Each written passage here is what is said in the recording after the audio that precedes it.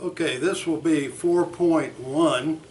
It's where I begin the explanation that people have psychological parts.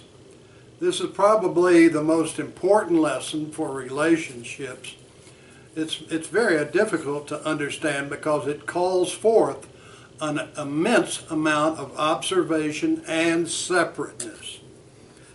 Now, I've spoken about Abigail, the woman who was put in an orphanage, and as I said about her, talked about her, she was very smart, a good teacher of finance at a college.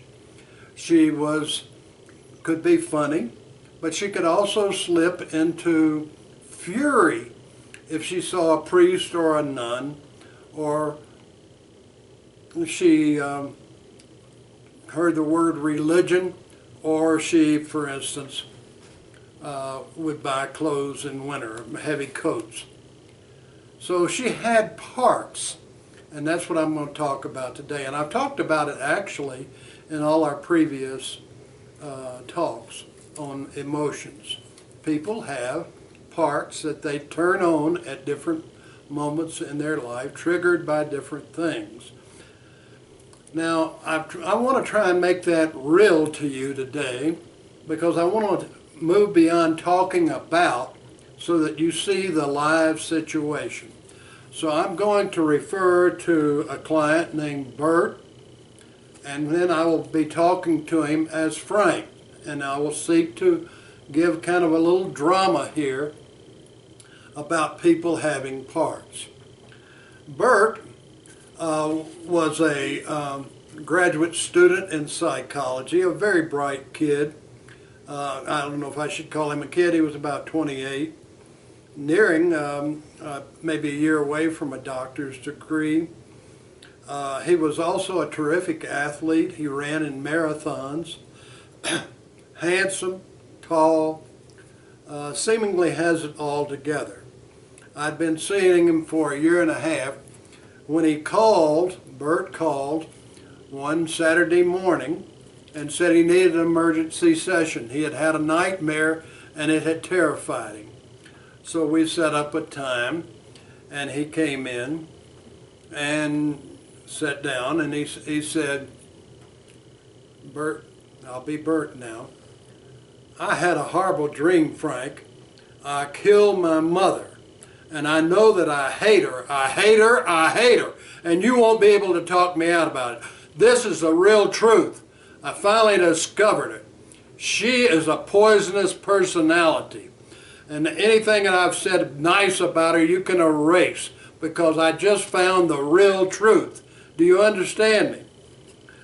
"Yes, I understand you and I honor your emotions. So let's deal with this. Now tell me about your dream." "Well, I see my mother, I come up to her and I am enraged and I start kicking her." "Just a minute, Bert, would you show me exactly what you did, like stand up and act it out?" Well, Bert stood up and went through all kind of gyrations of kickboxing and hitting. And he's screaming, "I hate you, I hate you, I hate you." And then he looks down and he says, "Frank, her heart keeps beating. I can't kill off her heart." And I said, "Okay, come on, sit back down and we will discuss this and see if we can make sense of it." "All right, but damn it, don't you try and take away my hatred for her because I just discovered the real truth." I don't take away people's hatred. I do think that hatred is a large pile of anger, and I understand it. And I understand that you had repressed this anger in our previous discussions as you talked about your mother. But let's try and analyze what happened in your dream. "All right, I'll examine it. I'll try and cool down here, but I do hate the woman. I saw her treat my father like crap. She made my sister into a neurotic mess. She was good to me, actually. He just changed modules. She was always kind to me and loving. She did all kind of nice things. But this is the damn real truth, Frank. She was a hateful bitch. And don't you try and take it away from it 1 second. I won't listen. Well, Bert, this is going to take longer than an hour for me to deal with this, but I'll only charge you for an hour. Can you stay longer so that we can really consider what's going on here? I was going to run 20 miles after this session, but I can stay longer. I'll either run less or make my run a little bit later. I'd encourage you not to run down this street because a man lets 2 Doberman pinschers out, and they come up to you, and then if you are running, they'll bite you. I will kill the sons of bitches. Now, do you understand that? I'm not going to hold back on my anger anymore because I discovered I was furious at my mother for what she did. Well, okay, anyway, I warned you. Now let's try and consider what happened, because what you said reminds me a great deal of myself when I was playing a handball at a gymnasium, and I slid across the floor and tried to hit a kill shot in the corner. And when I was on the floor, I realized I hated my mother. Jesus Christ, is everybody screwed up? Well, yes they are, Bert. All in their own particular way. Everyone has a script. And you just found your mother's script, just like I found my mother's script laying on the floor of a handball court. So we've got to slow this down, and I'll explain it to you. Did your mother have a sister? Yeah, she had a sister, about 2 years difference on her. I'm not sure whether she was the oldest or the youngest, but I do know I've watched her and her sister across the years battle about who's the best person. I saw the same thing, Bert. My mother was an older sister, and she would continually put down her sister.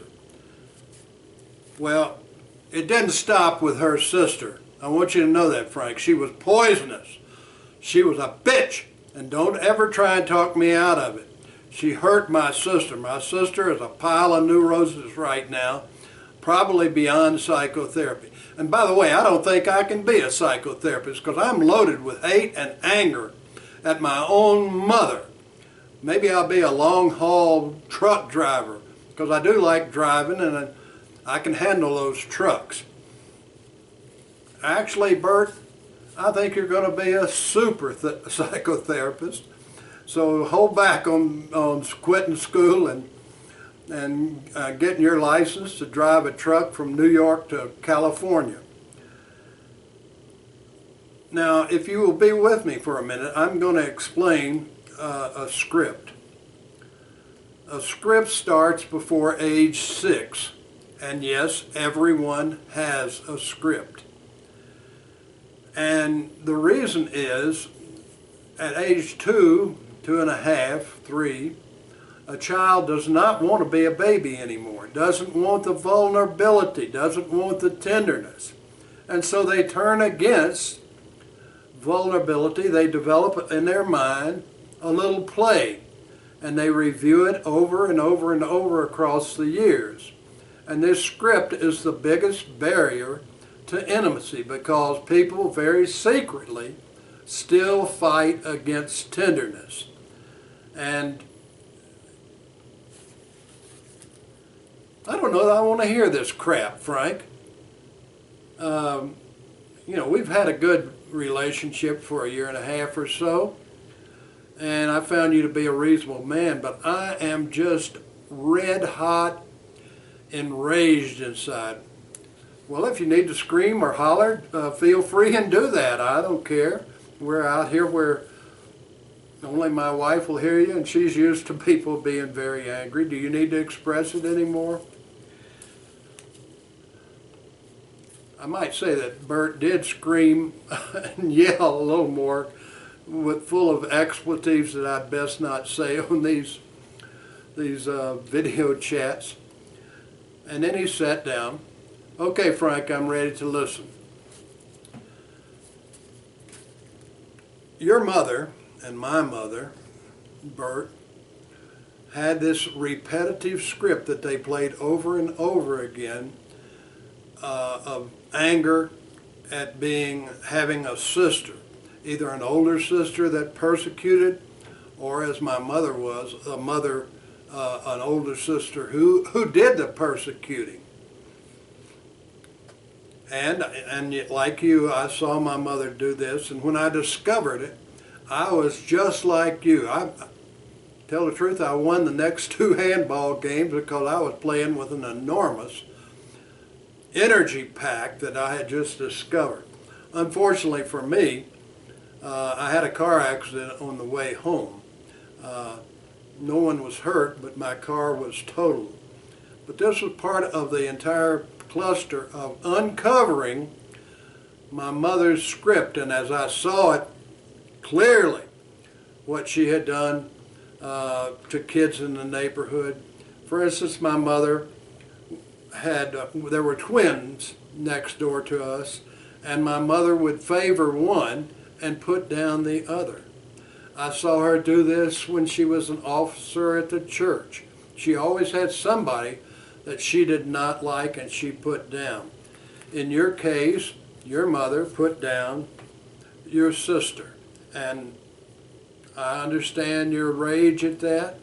What I'm trying to do is say that this was only a part of your mother, because if you want to understand why you couldn't kill off her heart, the reality is you're ambivalent in your own psyche.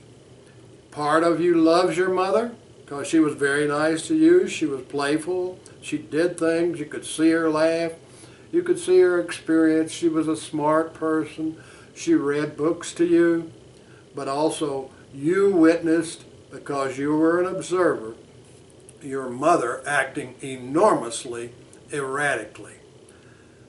Now this was a part of your mother. This was what I call a module at times, a certain neuronal firing that was very strong in her personality, and that she repeated over and over and over again, and you just repressed it because she was nice to you.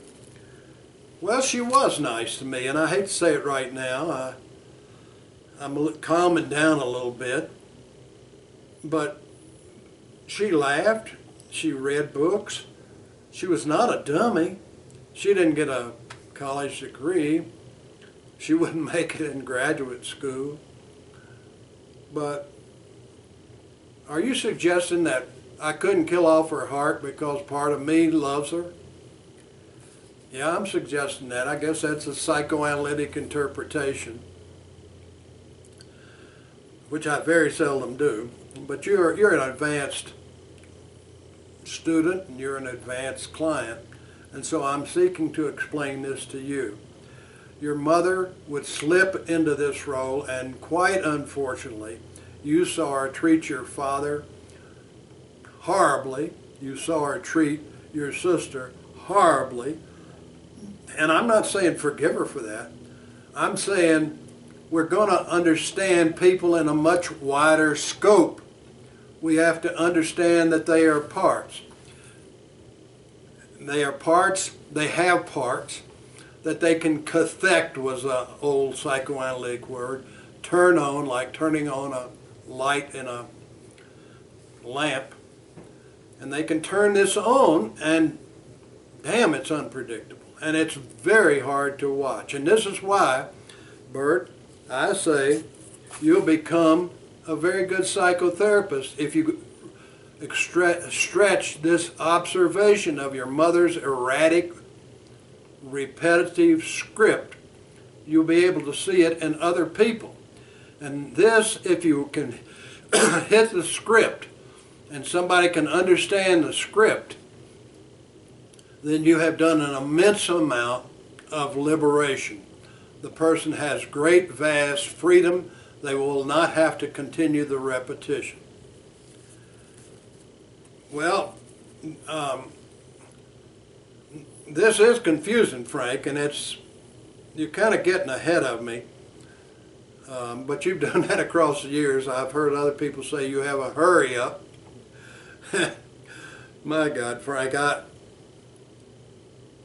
want to understand this, and I hear you saying it's ambivalence, and yes, I do have both feelings, both emotions to the woman, and I had repressed this anger all across the years, and when it came over me, it was like a flood. I understand.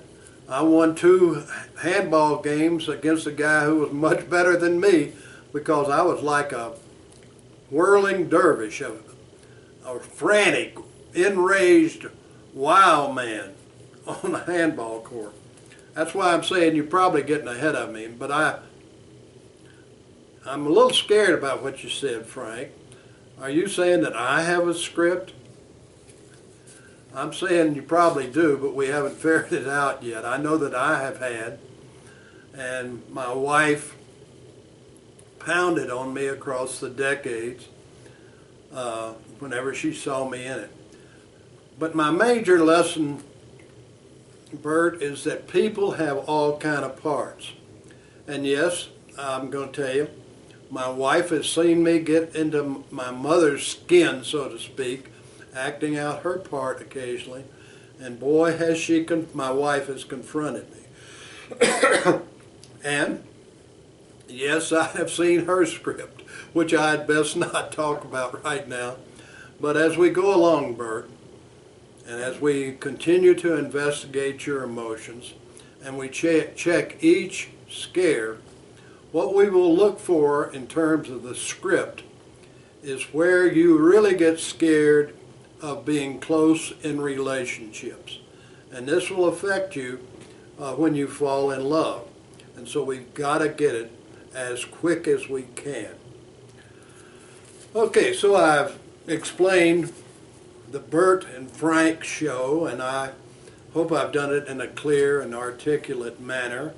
I'm not an actor, but I do remember that session very clearly.